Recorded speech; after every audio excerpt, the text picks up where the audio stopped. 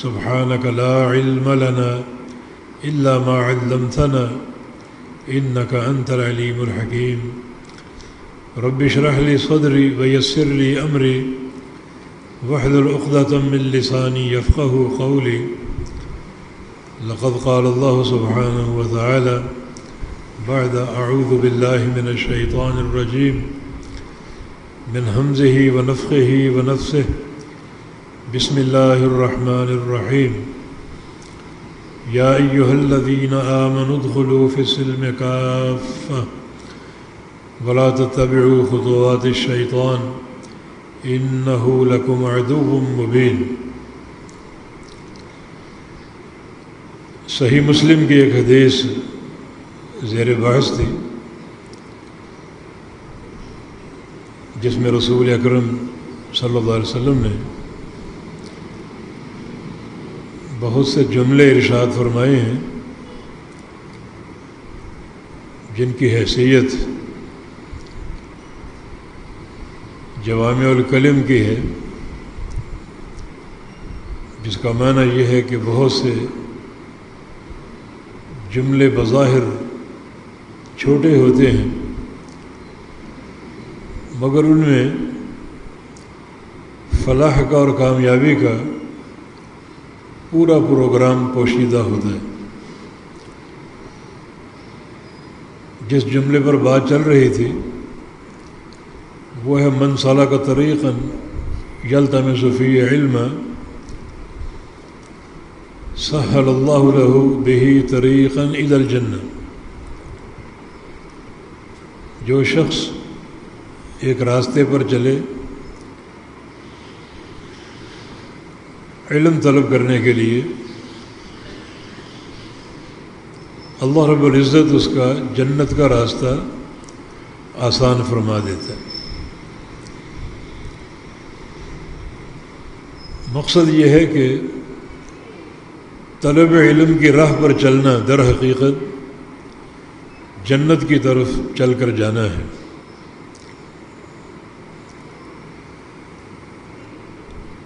یہ بتایا گیا تھا کہ اس سے مراد صرف دینی مدارس کے طلبہ نہیں ہیں، ہر شخص اس فضیلت میں داخل ہو سکتا ہے۔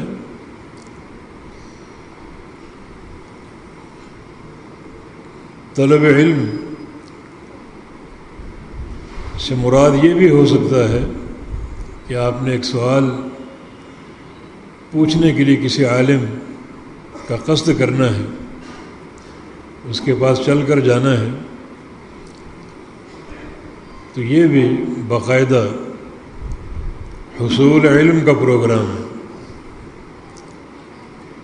سیدنا جابر علیہ السلام سیدنا عبداللہ بن انیس کے پاس مدینہ سے شام گئے تھے صرف ایک حدیث کے لیے۔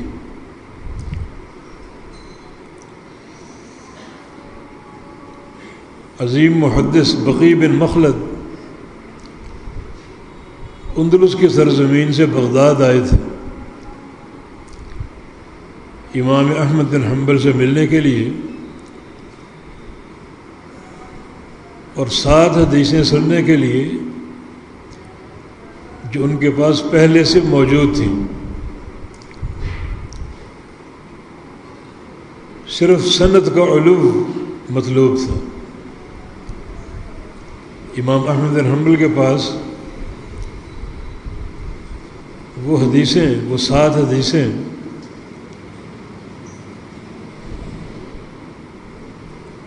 تین واسطوں سے تھیں اور ان کے پاس 5 واسطوں سے تھی، تو ایک واسطہ کم کرنے کے لیے تاکہ نبی علیہ السلام سے قریب ہو جاؤں،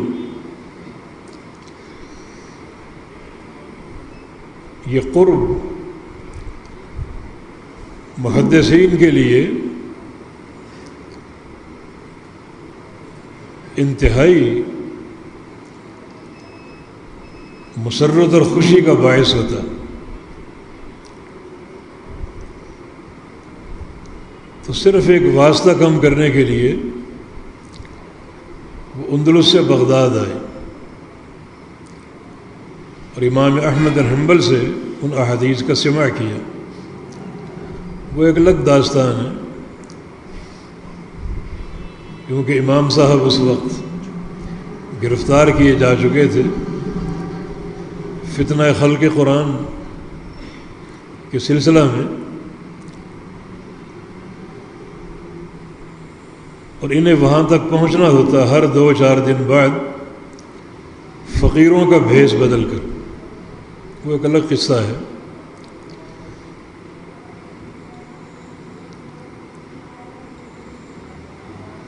تو یہ ہے وہ شوق اور ذوق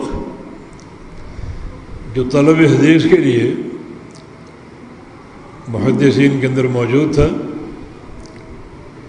امام یحییٰ بن معین اپنے مرض الموت میں تھے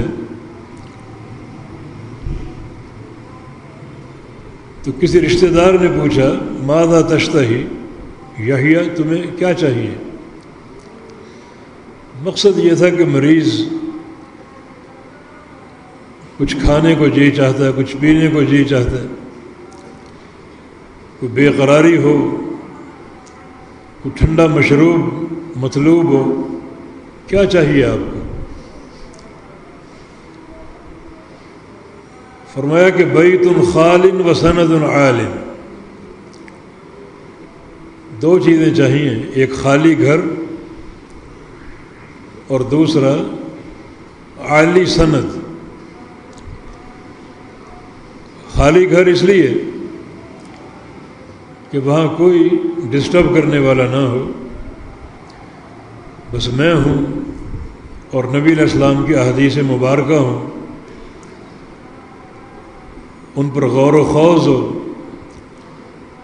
مسائل کا استخراج ہو، علمی نکات کا استنباط ہو. اس لیے خالی گھر چاہیے. اور عالی سند سے مراد ایسی سند جس میں نبی علیہ السلام تک کم سے کم واسطے ہوں تاکہ اللہ کے پیغمبر کا قرب حاصل ہو جائے. کسی شاعر نے کہا کہ اہل الحدیث ہم اہل النبی وان لم یصحبوا نفسہ انفاسہ صاحب. اہل حدیث ہی در حقیقت اہل نبی ہیں.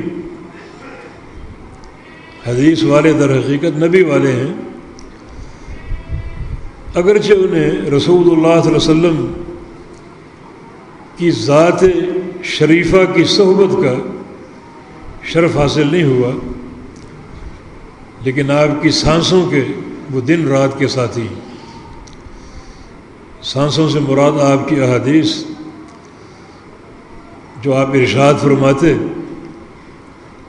اور وہ آپ کی سانسوں کے ذریعے صحابہ تک پہنچتی، تو ان سانسوں کے وہ دن رات کے ساتھی.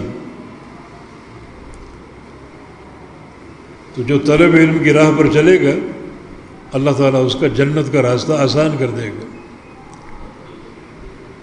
یہ بتایا گیا تھا کہ اس راہ سے مراد چل کر جانا یا سواری پر سوار ہو کر جانا، اور اس راہ سے مراد وہ بنیادیں ہیں جن بنیادوں پر ہمارے سلف صالحین، محدثین، ائمہ کرام علم حاصل کیا کرتے تھے. سب سے بڑی بنیاد سماع، علماء سے سننا، علماء کی خدمت میں حاضر ہونا، ان کا تلمذ اختیار کرنا، شاگردی اختیار کرنا. تو یہ سب سے قیمتی بنیاد ہے طلب علم کی. ایک حدیث بیان کی گئی تھی العلم بالتعلم یا انما العلم بالتعلم، کہ علم تو علماء سے سیکھنے سے ملتا ہے. علماء در حقیقت ہر دور میں نشر علم کی بنیاد ہے. نبی علیہ السلام کی معروف حدیث جس میں آپ نے قیامت کی ایک علامت کا ذکر کیا، یرفع العلم ویفشو الجہل، علم اٹھا لیا جائے گا اور جہالت پھیل جائے گی۔ علم کیسے اٹھا لیا جائے گا؟ فرمایا کہ ان اللہ لا يقبض العلم انتزاعا من صدور الرجال ولكن يقبض العلم بقبض العلماء۔ اللہ رب العزت علم کو اس طرح نہیں اٹھائے گا کہ علماء کے سینے سے علم کو محو کر دے، علماء کے سینے سے علم کو مٹا دے، رات سوئے ہوں تو وہ عالم ہوں، صبح اٹھیں تو جاہل ہو چکے ہوں۔ یہ صورت نہیں ہے، بلکہ علم کو اٹھائے گا علماء کو اٹھا کر۔ علماء رفتہ رفتہ فوت ہوتے جائیں گے اور ان کا علم ان کے ساتھ رخصت ہو جائے گا۔ تو یہ حدیث اس بات کی دلیل ہے، جب تک علماء موجود ہے علم باقی ہے۔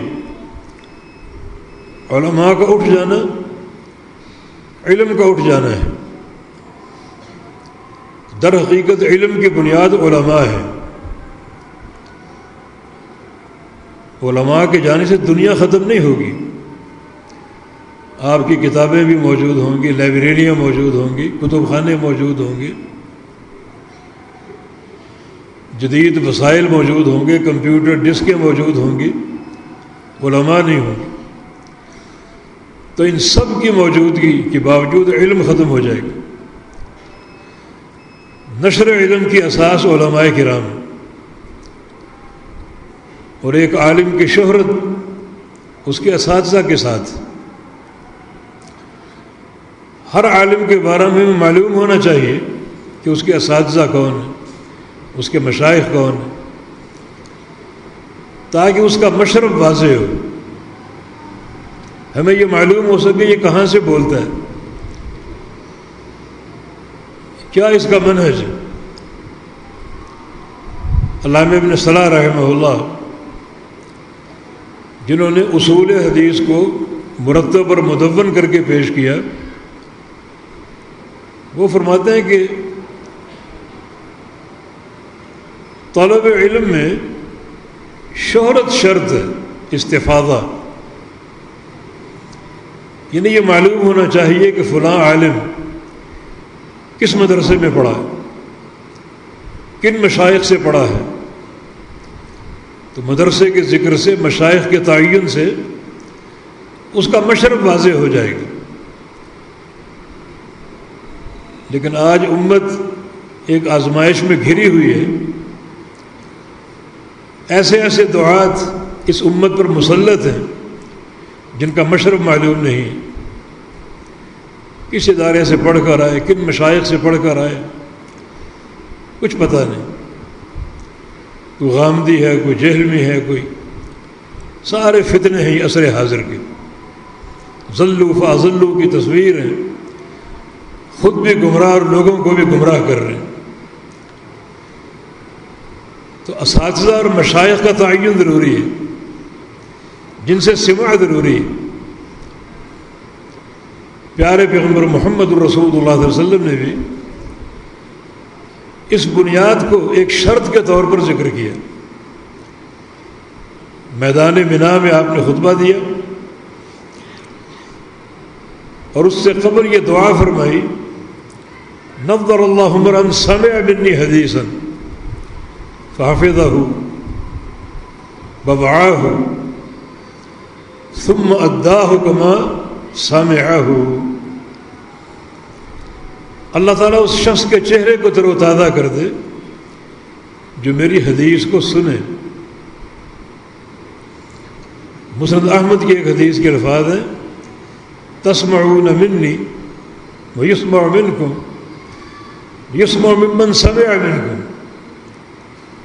صحابہ سے آپ خطاب فرما رہے ہیں کہ تم مجھ سے سنتے ہو، تم سے آگے لوگ سنیں گے اور ان سے آگے لوگ سنیں گے، حتیٰ کہ سماع کا یہ سلسلہ قیامت تک قائم رہے گا۔ اور یہی حصول علم کی بنیاد ہے۔ علماء سے سننا، مشائخ سے سننا. فرمایا کہ اللہ تعالیٰ اس شخص کے چہرے کو تر و تازہ کر دے جو میری ایک حدیث کو سنتا ہے اور اس کو یاد کر لیتا ہے. یاد کرنے کی 3 صورتیں ہیں. ایک الفاظ کو یاد کرنا، جیسے انما الاعمال بالنیات، حدیث یاد ہو گئی، الفاظ یاد ہو گئے. دوسرا یاد کرنے کا معنی اس کے معنی کو یاد کر لینا کہ بے شک تمام اعمال کی صحت اور قبولیت کا دار و مدار نیت پر. یہ اس کا معنی ہے. الفاظ اگر یاد نہیں تو معنی یاد کر لیا. اور تیسرا حفظ علم کی صورت، اس پر عمل کرنا. محدثین کا ایک متفقہ اصول تھا، کوئی حدیث سنی اس وقت تک وہ غیر محفوظ ہے جب تک اس پر عمل نہ ہو جائے. عمل ہو گیا اب وہ حدیث محفوظ ہو گئی. یہ حفظ علم ہے. تو آپ کی دعا کیا ہے کہ اللہ تعالیٰ اس شخص کے چہرے کو تر و تازہ کر دے جو میری ایک حدیث کو سنتا ہے، اس کو یاد کرتا ہے، اس پہ عمل کرتا ہے، بوعاہ، اور اس کو سمجھ لیتا ہے. یہ فہم، یہ بھی ایک ضروری نقطہ ہے. اور فہم بھی وہی معتبر ہے جو آپ کے مشائخ اور علماء سے چلا آ رہا ہے.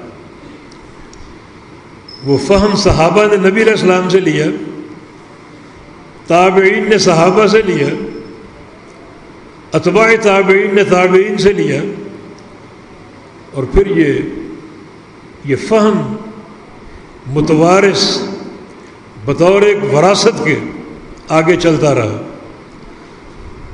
حتیٰ کہ آج کے علماء تک پہنچا. اور وہ علماء اس فہم کو اپنے شاگردوں تک منتقل کرتے ہیں.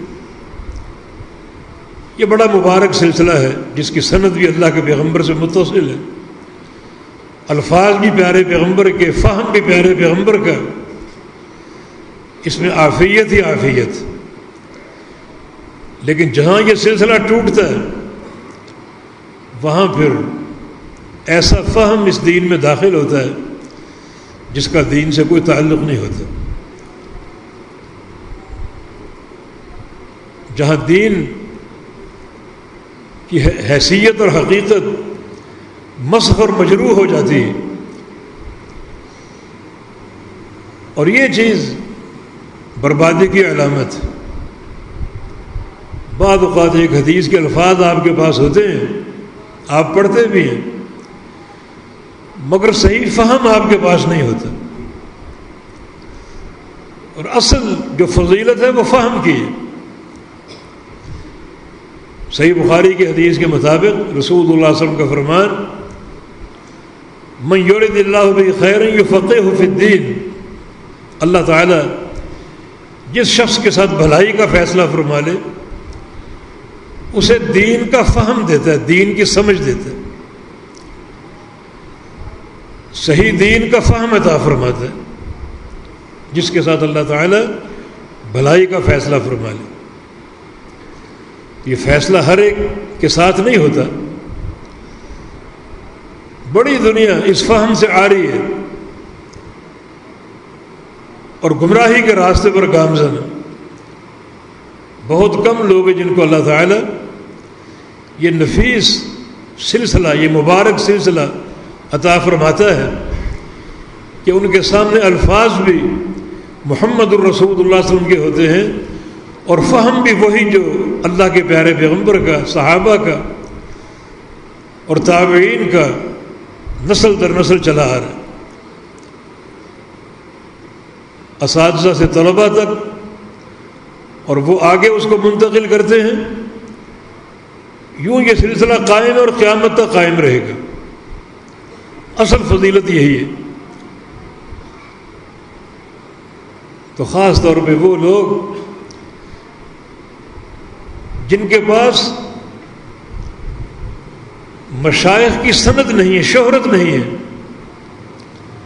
نہ ان کے پاس سماع ہے اور نہ ان کے پاس صحیح فہم ہے، ایسے لوگوں سے رابطہ جان لیوا ثابت ہو سکتا ہے، روح کا نقصان ہے، انسان کے دین اور عقیدے کا نقصان۔ اور یہ بات ایسی نہیں ہے جس میں کوئی ابہام ہو، بالکل واضح اور کھلم کھلی بات۔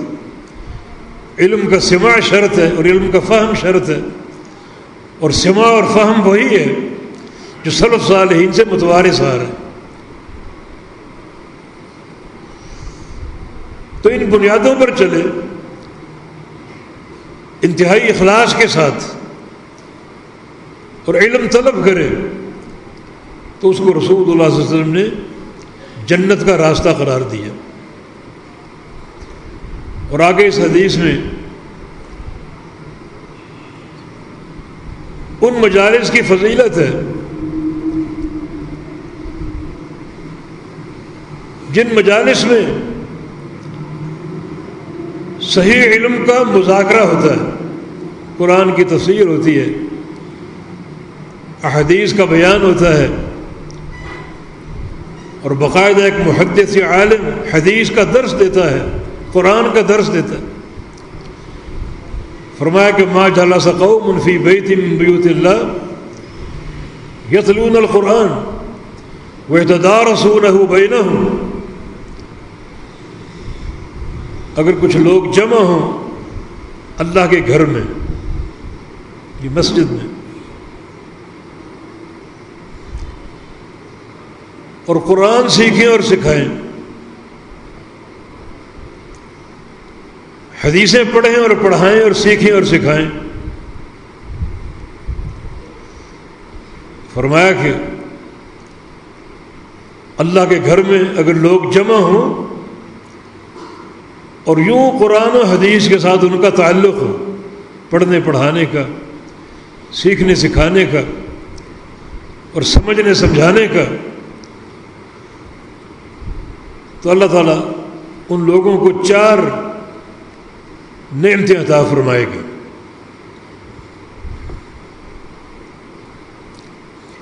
الا حفتہم الملائکہ، ان لوگوں کو فرشتے ڈھانپ لیں گے، اپنے پروں میں لے لیں گے۔ گزشتہ خطبے میں بتایا گیا تھا صفوان ابن عسال کی حدیث کے حوالے سے کتنے فرشتے آتے ہیں ایک طالب علم کی خاطر، زمین سے آسمان تک اتنے فرشتے جمع ہو جاتے ہیں اس قوم کے لیے، ان بندوں کے لیے، ان سے دوستی کرتے ہیں، اظہار محبت کرتے ہیں، دعائیں کرتے ہیں۔ یہ بڑی عظیم و شان نعمت، فرشتوں کا جمع ہو جانا اور تہبت ہے زمین سے آسمان تک اس مجلس پر سایہ کرنا۔ محمد بن سلام البیکندی امام بخاری کے استاد تھے، ان کی مجلس میں بعض اوقات ہزاروں شاگرد ہوتے، یعنی ہزاروں دواتیں گنی گئیں۔ پہلے یہ قلم تو نہیں ہوتے تھے، دواتوں میں روشنائی ہوتی، ڈبو ڈبو کر لکھتے تھے۔ ایک دوات میں 2 2 3 3 4 4 طلبہ شریک ہوتے، سینکڑوں مستملی ہوتے۔ مستملی سے مراد وہ شخص جو شیخ کی آواز کو آگے پہنچا رہا ہے۔ دنیا ایک جمع غفیر ہے، آواز تو نہیں پہنچ سکتی ہر ایک تک، تو ایک شاگرد کھڑا ہوتا، شیخ ایک جملہ کہتا اور وہ شاگرد اس کو آگے پہنچاتا، وہ آگے پہنچاتا۔ اس طرح سینکڑوں مستملی ایک مجلس میں ہوتے، یہ لوگوں کا جمع غفیر۔ آسمان تک فرشتے پہنچے ہوئے ہیں اور زمین پر طلبہ کا ہجوم ہے۔ ایک دن گھر میں تشریف فرما تھے، دروازے پر دستک ہوئی، دروازہ کھولا تو ایک شخص کھڑا ہوا نظر آیا جس کو جانتے نہیں تھے۔ اس شخص نے کہا کہ میں انسان نہیں بلکہ جن ہوں، فلاں میرا قبیلہ ہے، اس قبیلے کے سردار کا سلام آپ کے پاس لے کر آیا ہوں، اور آپ کو بتانے آیا ہوں کہ آپ کی جو بھی مجلس حدیث ہوتی ہے وہ جنوں کا سارا قبیلہ اس میں شریک ہوتا ہے۔ یہ ایک محدث کی مجلس کی شان ہے۔ آسمان تک فرشتے پہنچے ہوئے ہیں، قبیلوں کے قبیلے جنوں کے حدیث کا سماع کر رہے ہیں، اور ہزاروں طلبہ سامنے بیٹھے ہیں حدیث کے سماع کے لیے۔ اس لیے شیخ الاسلام ابن تیمیہ رحمہ اللہ کا قول ہے، اگر کسی کو شوق ہو اس زمین پر جنت کو دیکھنے کا تو وہ علماء کی مجالس دیکھ لے، اگر کسی کو جستجو ہو جنت کے نظارے کی تو وہ علماء کی مجالس کا نظارہ کر لے۔ سیدنا معاذ بن جبل رضی اللہ عنہ حالانکہ خود بہت بڑے محدث تھے، عالم تھے، نبی علیہ السلام کے صحابی، رسول اللہ صلی اللہ علیہ وسلم کی حدیث ہے ان کے بارے میں کہ اعلمہم بالحلال والحرام، میری امت میں حلال و حرام کا سب سے بڑا عالم معاذ بن جبل ہے۔ جب ان کا انتقال ہونے لگا تو آنکھوں سے آنسو جاری ہو گئے۔ پوچھا گیا کیوں رو رہے ہیں؟ کہا کہ موت تو حق ہے، سب پر آنی، مجھ پہ بھی آ رہی، لیکن اس موت سے میں 3 نعمتوں سے محروم ہو جاؤں گا، 3 نعمتوں سے محروم ہو جاؤں گا۔ ایک القیام فی لیال الشتاء، سرد راتوں کا قیام، اس قیام کی لذت ہی اور ہے۔ بستر گرم ہے جس کو چھوڑنے کو جی نہیں چاہتا، مگر پھر بھی انسان اٹھے اور ٹھنڈے پانی سے وضو کرے اور سردی میں کھڑا ہو رب کے سامنے قیام کر رہے، رکوع و سجود کر رہے، مناجات کر رہے، ایک تو اس لذت سے محروم ہو جاؤں۔ دوسرا ظما الحواجر، شدید گرمی کی پیاس، اشارہ روزے کی طرف، روزہ نہیں کہا ریاکاری نہ ہو جائے، شدید گرمی کی پیاس سے محروم ہو جاؤں گا، مانا روزے، شدت کی گرمی ہو اور حلق سوکھ رہا ہے، برا حال ہے، لیکن پھر بھی اللہ کی رضا کے لیے روزہ ہو تو اس موت سے مجھ سے وہ چھن جائے گا۔ اور تیسری چیز اعمال الرکب الی مجالس العلماء، علماء کرام کی مجالس، علمی مجالس، ان کے دروس، اس سے محروم ہو جاؤں۔ حالانکہ خود بڑے عالم تھے، نبی علیہ السلام کی سند ان کو حاصل ہے کہ میری امت میں سب سے بڑا حلال و حرام کا عالم معاذ بن جبل ہوگا۔ اور نبی علیہ السلام کی ایک اور حدیث ہے کہ ان معاذا یأتی یوم القیامہ امام العلماء برتوۃ، کہ معاذ بن جبل رضی اللہ عنہ قیامت کے دن آئیں گے اس شان کے ساتھ کہ میری امت کے سارے علماء معاذ کے پیچھے پیچھے ہوں گے اور معاذ ان کی قیادت کرتا ہوا آئے گا۔ اتنا فاصلہ ہوگا باقی علماء میں اور معاذ کے درمیان، رتوہ تا حد نگاہ، نگاہ بھی قیامت کی، فبصرک الیوم حدید، اس دن نگاہ بڑی تیز ہوگی، یعنی قیامت کی نگاہ، اتنا فاصلہ ہوگا تا حد نگاہ کا، لیکن پھر بھی حصول علم کا شوق، علماء کی مجالس کا شوق۔ امام احمد بن حنبل کا قول ہے کہ اتمنى ان اطلب العلم حتى ادخل في القبر، میری تمنا یہ کہ علم طلب کرتا رہوں حتیٰ کہ قبر میں دفن کر دیا جاؤں، ان قبر میں جانے تک علم طلب کرتا۔ یقیناً یہ بہت بڑی فضیلت اور شان ہے، بہت بڑی۔ چنانچہ جو لوگ اللہ کے گھر میں جمع ہوں قرآن پاک سیکھنے سکھانے کے لیے، احادیث کا درس لینے اور دینے کے لیے، فرشتے ان کو گھیر لیتے ہیں، ان سے محبت کرتے ہیں، رحمت اور استغفار کی دعائیں کرتے ہیں، اور ونزلت علیہم الرحمہ،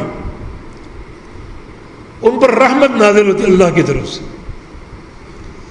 رحمت اترتی ہے ان پر اللہ رب العزت کی طرف سے، رحمت کا نزول ہوتا ہے ان مجالس پر۔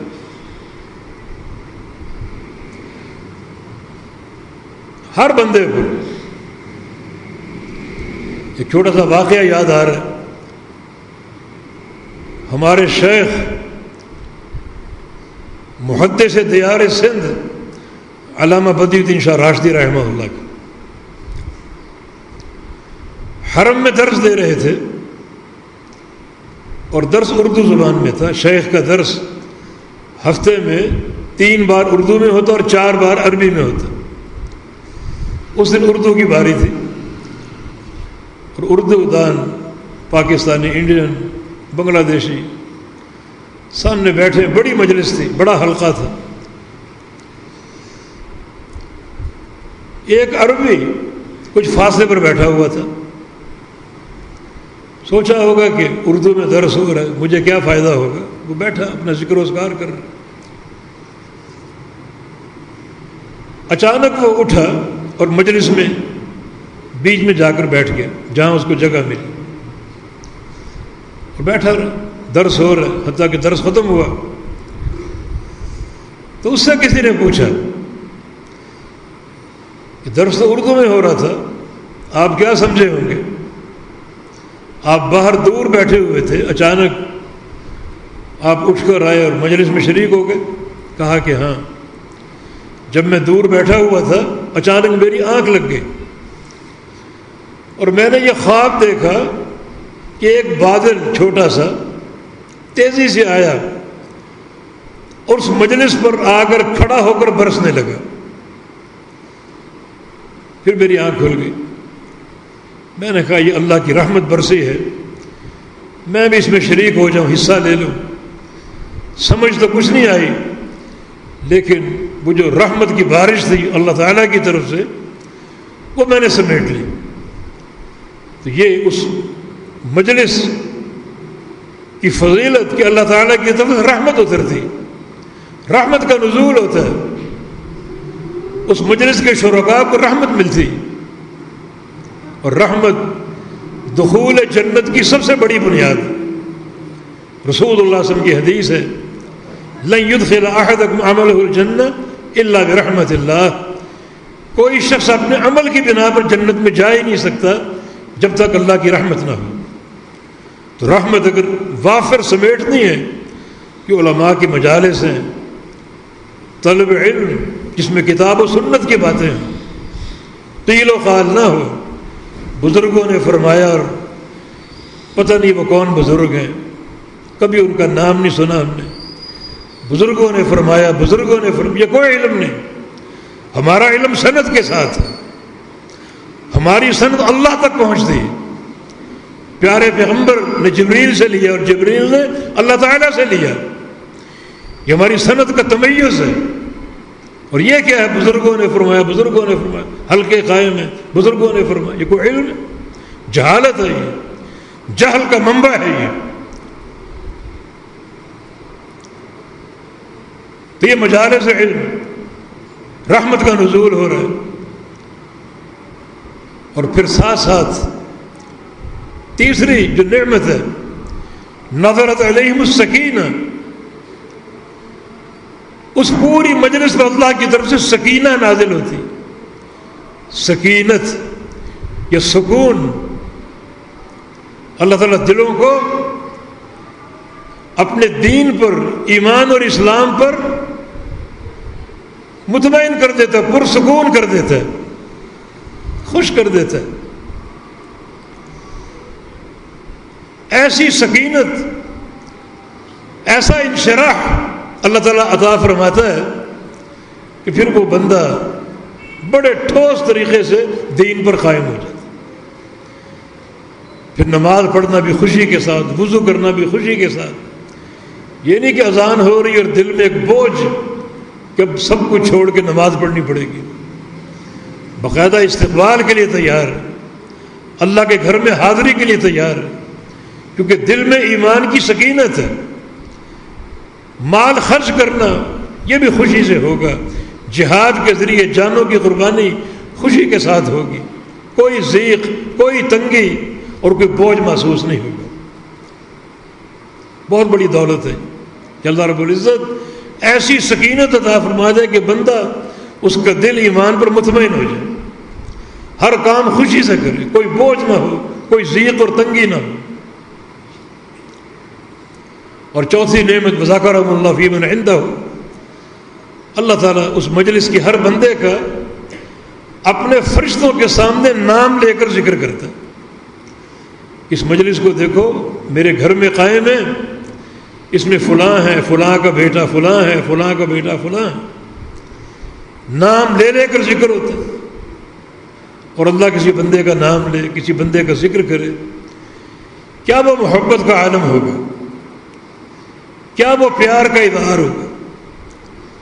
تو یقیناً یہ جو علمی مجالس ہیں، ان مجالس کے قواعد کے مطابق طالب علم ہو، وہ علم نافع ہے، اس پر عمل ہو، طلب میں اخلاص ہو۔ اور حدیث کا آخری جملہ، من ابطأ به عمله لم یسرع به نسبه، آج جس کا عمل کمزور ہے، سست ہے، قیامت کے دن کوئی چیز اس کو تیز نہیں کر سکے گی۔ اگر قیامت کی تیزی چاہیے تو آج اپنے اندر تیزی پیدا کرو، عمل میں، عمل صالح میں، سستی نہ ہو، غفلت نہ ہو، بلکہ پوری ایک استعداد کے ساتھ، مستعدی کے ساتھ، ایک اچھی رفتار کے ساتھ، اخلاص اور سنت کو ملحوظ رکھتے ہوئے عمل کرو۔ اللہ تعالیٰ قیامت کے دن تمہیں تیز چلائے گا ہر مرحلے پر۔ قیامت کے مرحلے بڑے مہیب اور خطرناک ہیں، اور اگر جلدی جلدی جان چھوٹتی جائے اور بندے کو عافیت ملتی جائے، بہت بڑی کامیابی۔ وہ قیامت کا ایک دن دنیا کے 50,000 سال کے برابر، یہ دن کیسے کٹے گا؟ لیکن کچھ لوگ ایسے بھی ہوں گے خوش نصیب جنہیں وہ 50,000 سال کا عرصہ کیسے محسوس ہوگا؟ جیسے ظہر اور عصر کا وقفہ، 2-2.5 گھنٹے کا وقفہ۔ کچھ لوگوں پر یہ دن گزرے گا 50,000 سال کی طوالت کے ساتھ، اور کچھ پر 2-2.5 گھنٹے میں گزر جائے گا، کہ اس کی قدرت ہے نا، ایک ہی دن ہے، کچھ کے لیے لمبا اور کچھ کے لیے چھوٹا۔ اللہ تعالیٰ قادر ہے، ازداد کو جمع کرنے پر قادر، ایک چیز لمبی بھی ہو چھوٹی بھی ہو، یہ ہمارے فہم سے بہت اوپر۔ اللہ تعالیٰ ہر شے پر قادر ہے، ان اللہ علی کل شیء قدیر۔ پھر اس سے بڑھ کر پل صراط ہے، لمبا اور طویل ایک پل جہنم کی پشت پر نصب ہوگا، وہاں بھی تیزی چاہیے۔ اور نبی علیہ السلام کی حدیث ہے، بعض لوگ پلک جھپکنے کی طرح اس کو عبور کریں گے، بعض لوگ بجلی کی طرح، بعض لوگ آندھی کی رفتار سے، بعض لوگ سمندر کی لہروں کی رفتار سے، بعض لوگ بادلوں کی رفتار سے، بعض لوگ گھوڑوں کی رفتار سے اس کو عبور کریں گے، اور کچھ لوگ گریں گے، مریں گے، پڑیں گے، سنبھلیں گے، اٹھیں گے،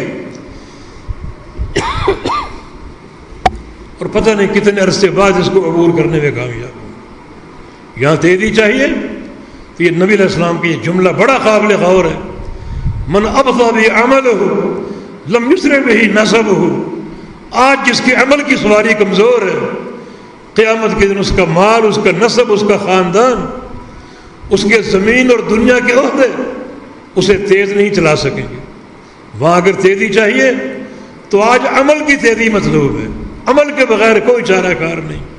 یہ بات آپ نے کھول کھول کر بتا دی، اپنی برادری کو بتا دی، خاندان اپنے قریش کو بتا دی، آل عبد المطلب کو بتا دی، آل ہاشم کو بتا دی، اپنی پھوپھی کو بتا دی، اور سب سے بڑھ کر اپنے جگر گوشہ فاطمہ بنت محمد صلی اللہ علیہ وسلم کو بتا دی کہ قیامت کے دن عمل کام آئیں گے، میں تمہارے کسی کام نہیں آ سکوں گا۔ تو کوئی نسب، کوئی عہدہ تمہیں تیز نہیں چلا سکے گا۔ آج اگر عمل میں سستی ہے تو پوری قوت کے ساتھ عمل کے میدان میں داخل ہو جاؤ. یہ آخری جملہ رسول اللہ صلی اللہ علیہ وسلم کی حدیث کا بہت ہی قابل غور ہے، ہمیں غور و فکر کی دعوت دیتا ہے.